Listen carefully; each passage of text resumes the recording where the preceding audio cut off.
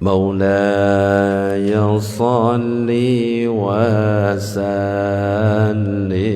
دائما أبدا على حبيبك خير الخلق كلهم مولاي صل وسلم دائما أبدا على حبيبك خير الخلق كلهم هو الحبيب الذي ترجى شفاعته لكل هول من الأهواء لمقتحم يا رب بالمصطفى بلغ مقاصدنا واغفر لنا ما مضى يا واسع الكرم. Assalamualaikum warahmatullahi wabarakatuh. Bismillah walhamdulillah wassalatu wassalamu ala rasulillah Sayyidina Muhammad ibn Abdillah wa ala alihi wa sahbihi wa man walah la hawla wa la quwata illa billah amma ba'du. Nawayna at-ta'alluma wa at-ta'lim wa at-tadhakkura wa at-tadhkir wa an-naf'a wal intifa' wal ifadata wal istifadah والحث على تمسك بكتاب الله وسنة رسوله والدعاء إلى الهدى والدلالة على الخير وابتغاء وجه الله مرضاته وقربه وثوابه سبحانه وتعالى إلى حضرة النبي المصطفى محمد صلى الله عليه وسلم. الفاتحة. أعوذ بالله من الشيطان الرجيم. بسم الله الرحمن الرحيم. الحمد لله رب العالمين الرحمن الرحيم مالك يوم الدين إياك نعبد وإياك نستعين اهدنا الصراط المستقيم صراط الذين أنعمت عليهم غير المغضوب عليهم ولا الضالين آمين. Para jamaah bapak-bapak yang saya hormati semuanya, alhamdulillah pada kesempatan malam ini kita masih diberikan kesehatan, juga diberikan kesempatan untuk bisa sholat maghrib berjamaah, yang kemudian bisa kita lanjut untuk ngaji bareng bab masalah fikih sholat. Dan kita pada kesempatan malam ini akan membahas salah satu syarat wajib sholat. Di antara syarat wajib sholat itu adalah mukallaf. Seseorang kalau sudah mukallaf maka dia itu wajib melaksanakan sholat, gak boleh meninggalkan sholat. Dikatakan mukallaf kalau terpenuhi 4 hal. Yang pertama adalah balik, yang kedua adalah berakal, yang ketiga adalah sampai kepadanya dakwah Islam, dan yang keempat selamat pendengaran atau penglihatan. Nah, 4 ini akan kita bahas satu persatu. Kita awali dari yang pertama adalah balik. Dalam hadis yang diriwayatkan oleh Imam Abu Daud, Imam Tirmidzi, dikatakan rufi'al qalamu an thalathatin. Kewajiban itu diangkat atau tidak berlaku bagi 3. Apa saja yang 3 itu? Anin naim hatta yastayqidha. Orang yang tidur hingga terbangun. Makanya kalau ada orang yang ketiduran bukan pura-pura tidur, maka dia enggak berdosa. Misalkan tidur jam 8 pagi karena kecapean lembur tadi malam, bangunnya jam 4 sore, kelewat satu sholat, yaitu sholat duhur. Kalau memang dia ketiduran dan tidak disengaja, memang saking capeknya, maka dia tidak berdosa. Tapi ketika dia bangun langsung ambil wudhu, qadha sholat duhur, baru sholat asar. Makanya yang pertama dikatakan orang yang tertidur hingga terbangun. Yang kedua, wa anis sobiyyi hatta yahtalimah. anak kecil hingga balik. Makanya anak kecil usia 5 tahun belum balik, usia 3 tahun belum balik, seandainya tidak sholat, ya wis gak dosa. Usia 7 tahun ya gak balik, gak dosa seandainya tidak sholat. Tapi ketika sudah masuk usia balik, maka dia wajib nanti sholat itu. Wa 'anil majnuni hatta ya'qilah, dan orang gila hingga dia sadar. Jadi orang gila itu bebas, mau dia sudah usianya berapapun, gila itu gak ada kewajiban apapun. Bahkan kalau seandainya ada orang lahir dalam keadaan gila, selama hidupnya dia gila, matinya juga gila, maka dia masuk surga atau neraka? Surga. Makanya kalau Pak Novi pengen masuk surga nggak pakai sholat, ya, nggak pakai puasa, ya jadi orang gila, ya. Jadi jangan sampai direndahkan orang gila itu. Ternyata di sisi Allah mulia, penghuni surga. Kalau ada orang gila, wah calon penghuni surga. Tapi dengan syarat tadi, lahir gila, terus selama hidupnya gila, mati juga gila. Jadi memang nggak ada kewajiban. Seandainya dia maksiat, ya nggak ditulis oleh malaikat. Tapi kalau sudah lahir normal, usia 40 nyalon, gagal, gila, itu beda. Selama dia balik sampai sebelum gila, itu dihitung. Allahumma shalli ala sayyidina Muhammad. Nah, sekarang kita bahas dari yang pertama, yaitu balik. Dikatakan dalam kitab Safinatun Najah, faslun alamatul bulughi thalathun, bahwa tanda-tanda balik itu ada 3. Yang pertama, tamamu khamsa asyrata sanatan fi dzakari wal unsa, telah sempurna berumur 15 tahun bagi laki-laki maupun perempuan.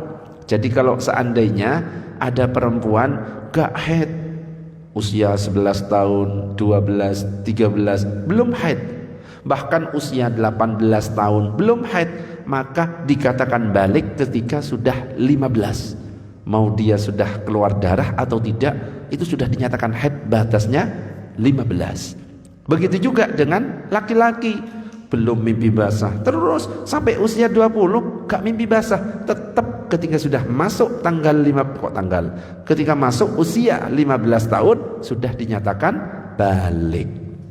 Makanya dikatakan telah sempurna berumur 15 tahun bagi laki-laki maupun perempuan.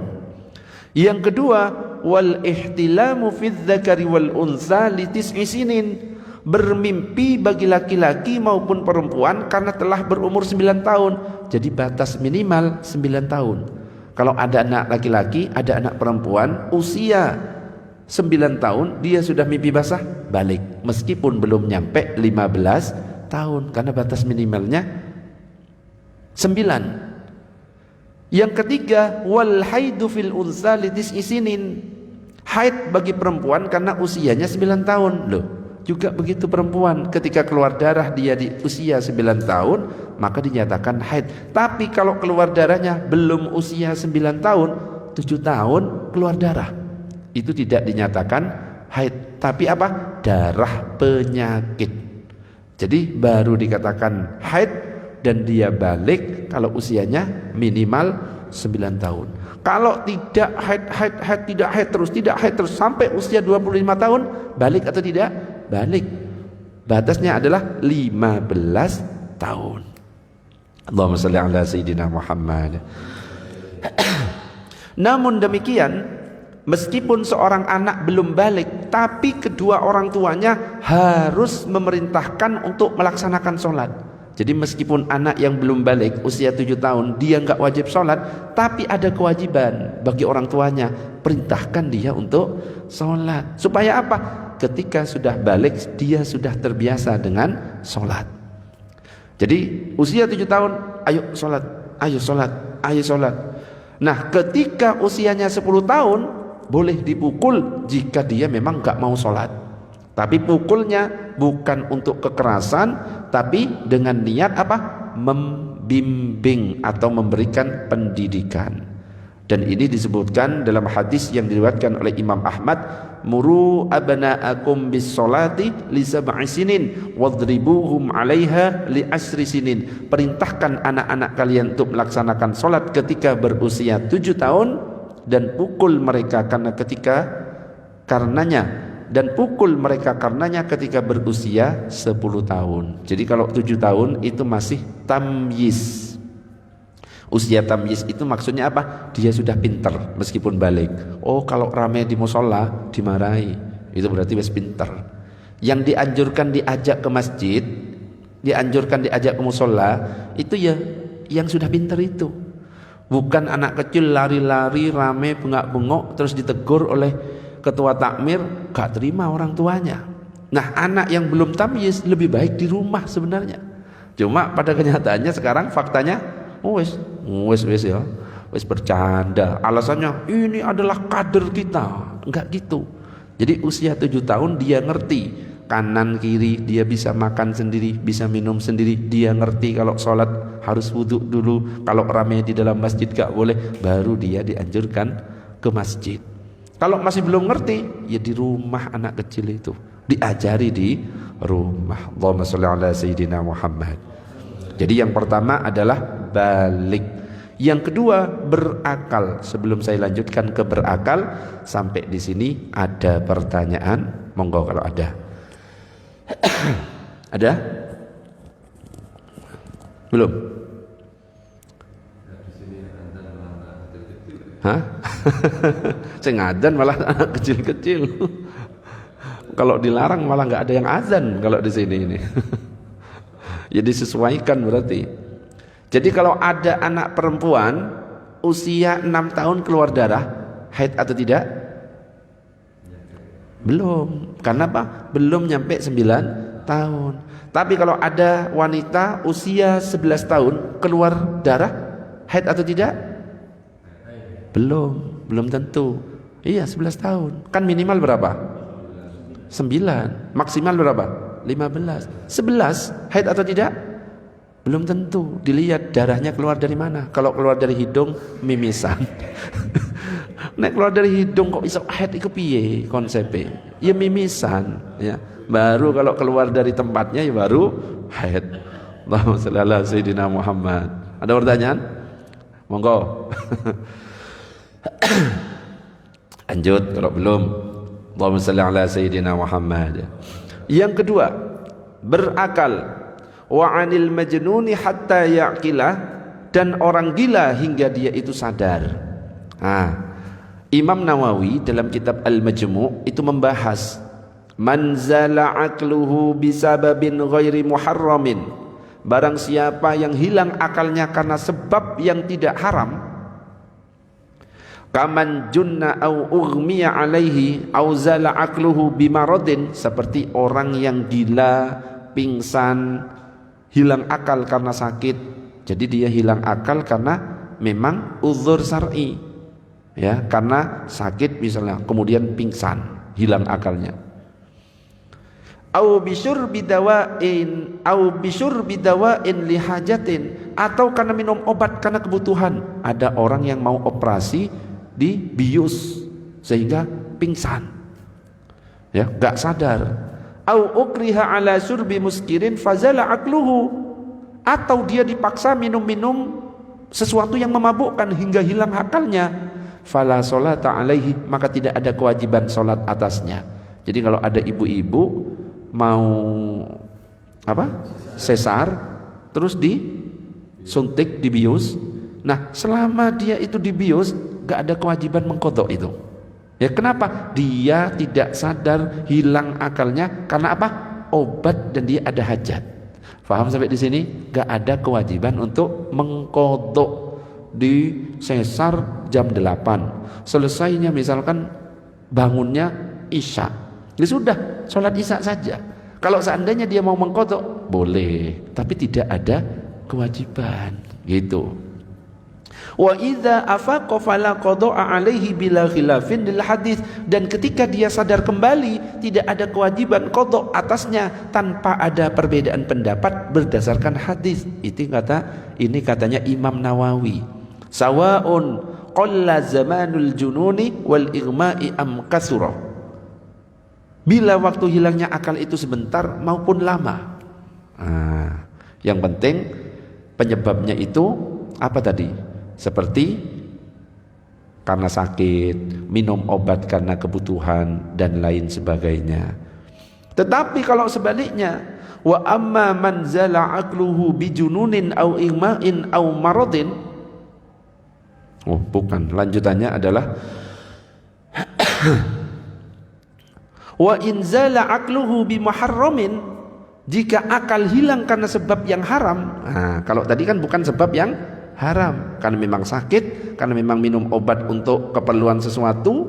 Nah, sekarang berikutnya itu, jika akal hilang karena sebab yang haram, kaman syaribal muskir au tanawala dawaan min ghairi hajatin fazala aqluhu, seperti minum yang memabukkan, minum khamr, minum arak, bir dan lain sebagainya, atau makan obat tanpa hajat, ya, narkoba misalkan. Fazala aqluhu, lalu hilang akalnya, wajaba alaihil qada idza afaqo, maka wajib atasnya qada ketika dia sadar. Mabuk-mabukan, minum khamr dan lain sebagainya, mabuk dari jam 8, bangunnya subuh misalkan, maka waktu dia sadar wajib mengqada zuhur, asar, maghrib, isya, subuh. Kenapa? Karena penyebab dia hilang akal adalah sesuatu yang haram. Itu bedanya. Falam yaskut anhul gharadu, dan tidak gugur darinya sesuatu yang dimaksud itu. Jadi beda. Kalau penyebab hilang akalnya adalah sakit dan lain-lain, wajib qada atau tidak? Gak usah. Kalau penyebabnya adalah sesuatu yang diharamkan, minum khamr dan lain sebagainya, ketika dia sadar wajib qada. Itu bedanya. Allahumma shalli ala sayyidina Muhammad. Nah, sekarang ada pertanyaan, bagaimana kalau ada orang yang sekarat? Apakah dia wajib sholat? Sekarat, tapi dia masih sadar akalnya. Akal masih sadar, cuma wis parah.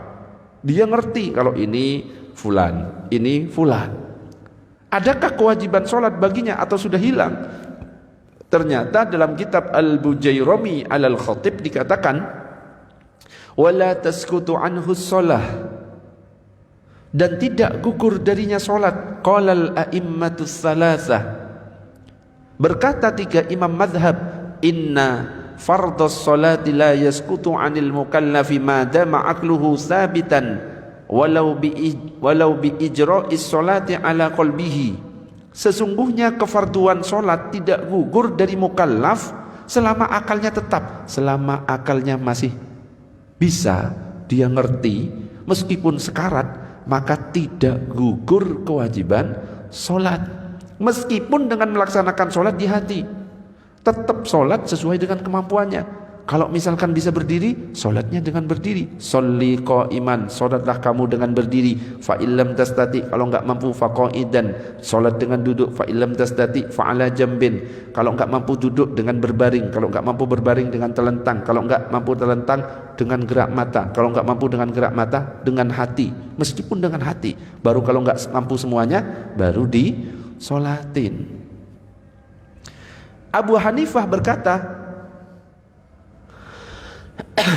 inna man ayanal mauta wa ajaza anil imai bi ra'sihi saqata anhul fardu. Barang siapa yang sekarat dan tidak bisa isyarat dengan kepala, gugur kefarduannya. Itu kalau katanya Imam Abu Hanifah. Tapi kalau mazhab Syafi'i, selama dia masih sadar, kalau mampu dengan hati, tetap dibayangkan dengan hati, Allahu Akbar, Allahu Akbar. Ini saking wajibnya sholat 5 waktu. Allahumma shalli ala sayyidina Muhammad. Ada pertanyaan sampai di sini? Monggo Pak Sol. Orang yang minum khamr walaupun nggak mabuk, itu Pak Purhani sholatnya atau ibadahnya?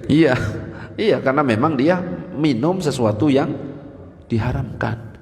Termasuk orang yang datang ke dukun juga, ya, 40 hari 40 malam juga tidak diterima oleh Allah. Tapi bukan gugur lah ya, Bukan gugur maksudnya, bukan pas berarti dia bebas gak usah sholat. Oh gak diterima, wis gak sholat. Enggak, dia tetap, tapi gak ada pahalanya sama sekali. Gak usah dikodok, selama dia masih mengerjakan, gugur kewajibannya, cuma gak ada pahalanya sama sekali. Bukan pas berarti, oh sama ya, gak diterima, ya wis gak usah sholat. Tetap gak bisa, malah tambah dosanya double-double. Ada lagi pertanyaan, monggo. Dianggap kodok orang jadi nantang ya Ustaz. Nah iya. Oh. Nah iya.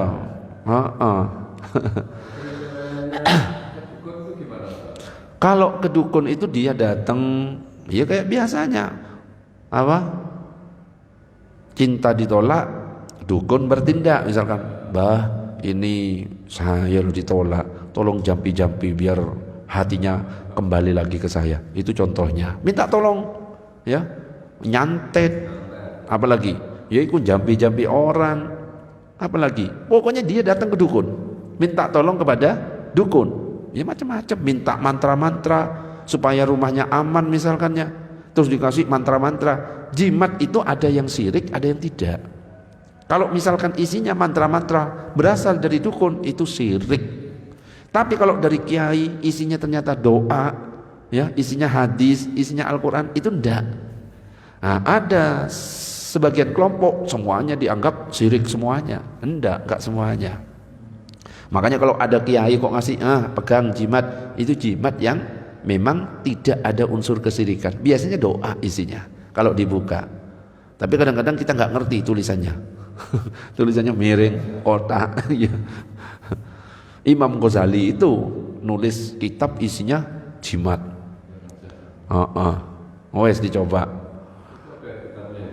Wes langsung dipraktekkan ya. Pengen dikejar-kejar cewek, tulis jimat masukkan kantong 40 hari 40 malam wes sambil berendam di air.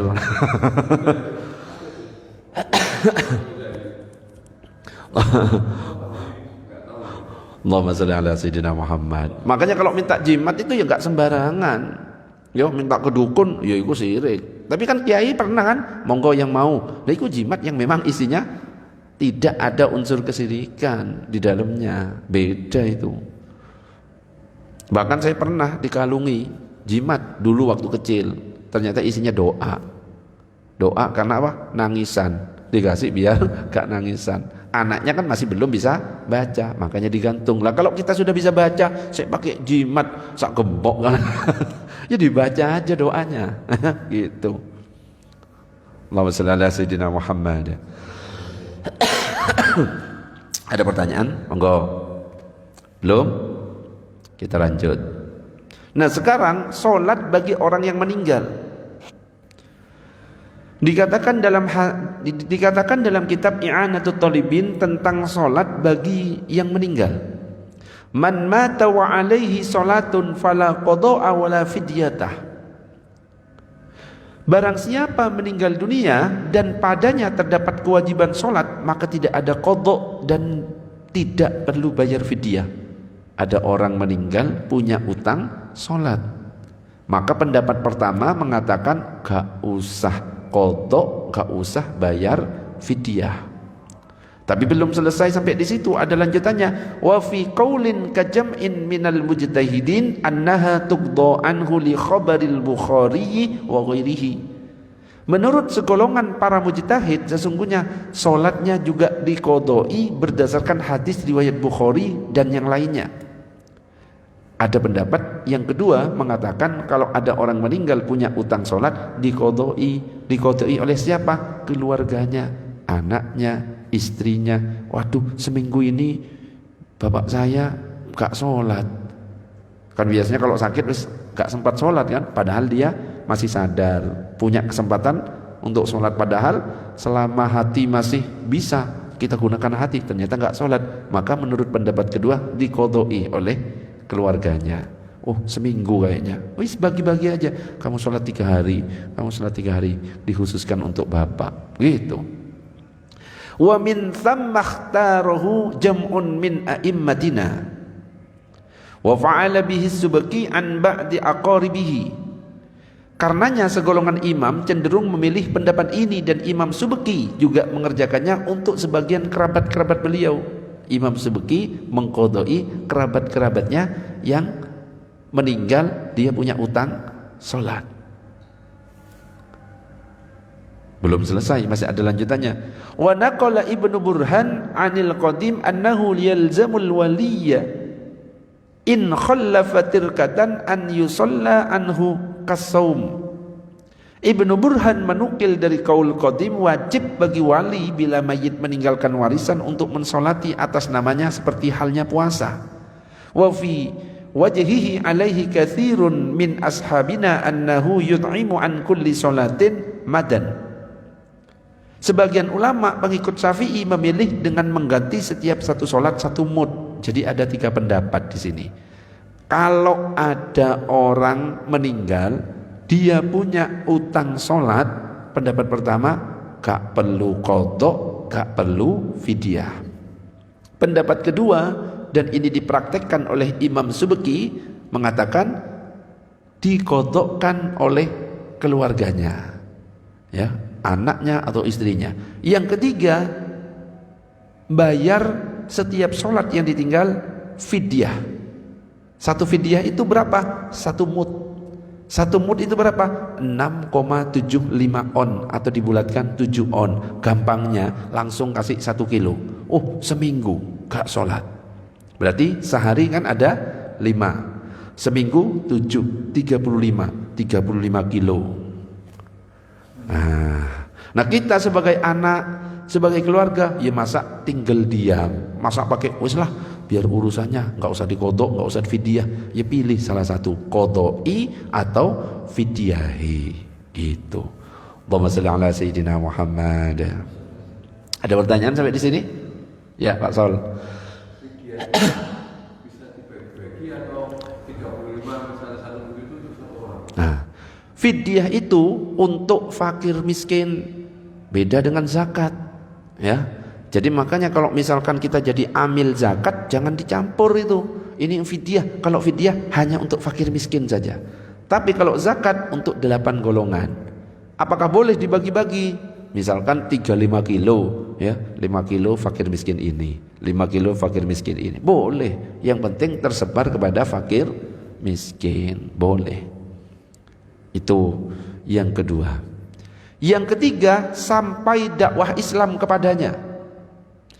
Wa ma kunna mu'adzibina hatta nab'atsa rasula, dan kami tidak mengazab sebelum kami mengutus seorang rasul. Syekh Wahbah Zuhaili dalam kitab tafsir beliau, Tafsir Al-Munir, menjelaskan bahwasanya ahlul fatrah, orang-orang yang hidup pada masa terputusnya keberadaan rasul, yang tidak sampai risalah agama Allah kepada mereka dan mati dalam keadaan belum tersentuh oleh dakwah, maka mereka termasuk orang-orang jahiliyah. Begitu juga orang-orang yang belum pernah mendengar ajaran Islam di zaman kita saat ini, mereka semua adalah orang-orang yang selamat, yang termasuk penghuni surga. Jadi antara Nabi Isa dengan Nabi Muhammad itu ratusan tahun. Nah, di antara batas jeda itu ada ahlul fatrah, zaman kekosongan Rasul, gak ada Nabi yang diutus. Makanya kalau dalam pemahaman ahli sunnah wal jamaah, bapaknya Nabi, ibunya Nabi, tempatnya di surga. Kenapa? Termasuk ahlul fatrah, karena di situ belum ada Nabi. Nabinya lo baru lahir. Bahkan bapaknya Nabi, Abdullah, meninggal ketika Nabi masih dalam kandungan. Makanya bapak dan ibu Nabi orang yang selamat dan masuk surga. Itu kalau dalam pemahaman ahli sunnah wal jamaah. Tapi ada kelompok sebelah yang mengatakan bapak Nabi neraka, ibu Nabi neraka, ya, termasuk dia itu juga neraka juga.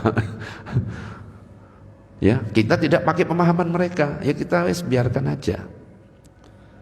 Termasuk di zaman kita, kalau seandainya ada suatu tempat atau ada apa ya, pedalaman, orang pedalaman, gak ada dakwah masuk sama sekali, tidak tersentuh, gak kenal Islam, loh, itu termasuk orang selamat, itu masuk surga itu. Loh, dia itu gak pakai nutup aurat, pakai koteka. Nah misalkan kan ada kan, cuma pakai itunya saja, nah, tapi memang gak kenal Islam. Selama tidak tersentuh dakwah Islam, maka dia termasuk orang yang selamat. Hah? Iya. Hah? Loh, sudah tersebar Hindu Buddha, cuma dia tetap aja dengan Hindu Buddhanya itu. Wes ngerti kalau ada agama Islam, ada agama ini. Lah di Indonesia ini ada nggak tempat pedalaman yang belum tersentuh dakwah, bahkan semua agama nggak ngerti? Ada nggak kira-kira? Yang waktu itu sebelum ada siang ke Indonesia ada belum ada Heeh. wali songo kayak gitu. Heeh. Kan masih Primitif. masih Buddha waktu itu ya, Hindu gitu. Nah itu kan Majapahit, gitu kan, Majapahit dan lain sebagainya. Kalau memang tidak tersentuh, dia nggak ngerti kalau ada agama Islam, ya aman. Tapi kalau ternyata dia ngerti, cuma dia istiqomah dengan agamanya, kan bisa jadi, oh ini ada ini ya tokoh Islam, bisa jadi kan ngerti, cuma dia istiqomah dengan agamanya. Gagal kalau kayak gitu. Kalau memang belum tersentuh, aman. Yang jadi masalah kan kita nggak ngerti dari kerajaan-kerajaan sebelum tersebarnya sebelum Wali Songo nyebar itu tersentuh Islam apa enggak, atau tersentuhnya pas Wali Songo, kan kita nggak tahu. Atau dia sebenarnya sudah ngerti kabar-kabar ada Islam, cuma dia nggak mau tahu. Nah, kan wallahu a'lam, kita nggak tahu sejarah di situnya. Ya, yang terakhir karena sudah azan, karena ada 4. Yang terakhir adalah selamat pendengaran atau penglihatan. Jadi kalau misalkan ada orang pendengaran dan penglihatan dua-duanya tidak normal, gak berfungsi, buta, budek, itu gak ada kewajiban untuk sholat, gak ada kewajiban untuk puasa. Bagaimana dia mengetahui cara sholat sedangkan matanya buta? Bagaimana dia mau bisa mengetahui sedangkan telinganya juga budek? Tapi kalau salah satunya berfungsi, makanya kalimatnya di sini selamat pendengaran atau penglihatan.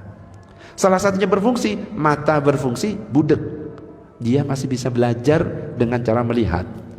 Atau sebaliknya, matanya buta tapi telinga berfungsi, dia masih bisa belajar lewat suara. Tapi kalau kedua-duanya gak akan bisa. Mau diajari lewat ini budek, mau lewat gambar buta. Makanya dia termasuk orang yang tidak mukallaf. Wallahu a'lam bissawab. Kita tutup dengan doa kafaratul majlis. Subhanakallahumma wa bihamdika asyhadu an la ilaha illa anta astaghfiruka wa atubu ilaik. Assalamualaikum warahmatullahi wabarakatuh.